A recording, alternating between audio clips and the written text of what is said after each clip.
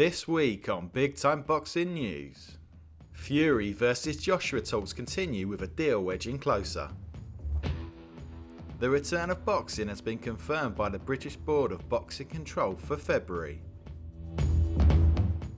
Could Tyson and Holyfield square off again for a third fight? And finally, Carl Frampton versus Jamal Herring has been confirmed for February.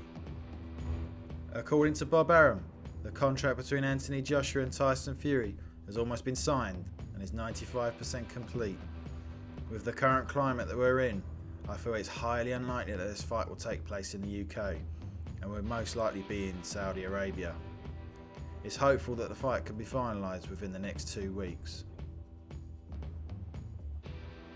When Bob Arum was interviewed by Sky Sports, he said the following: "I don't want to make a deadline, but I can report that everything so far has been going splendidly, and we hope to have a signed document within the next couple of weeks. That might not provide for a site, because we can have a document that the fighters would have signed, and then we have a mutual agreement clause of the site. We're all on the same page as far as I can see. One issue that needs to be resolved is Alexander Usyk being the #1 contender for Joshua's WBO belt. The most likely outcome is Joshua vacating the belt. With both boxers expected to net the $100 million mark, this will definitely break UK records for fighter paydays once everything has been agreed." It was announced earlier this week from the British Boxing Board of Control that boxing events will be able to resume in the UK from mid-February.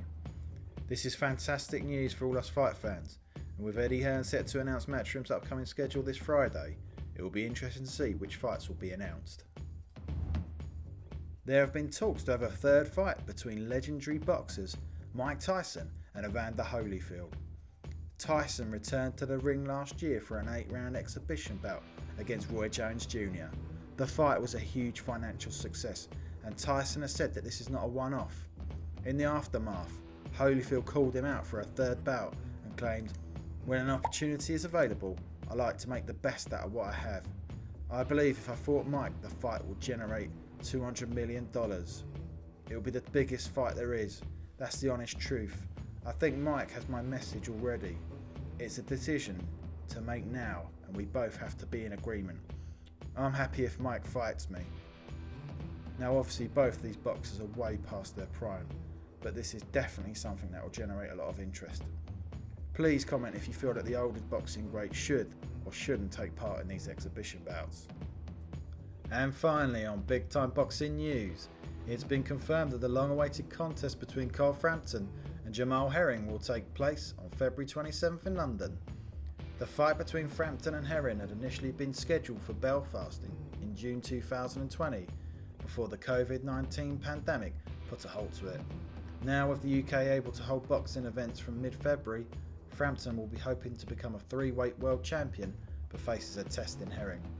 Frampton spoke on Sky Sports News and said, "I'm delighted to finally get a date nailed down for this fight that has been talked about for over a year.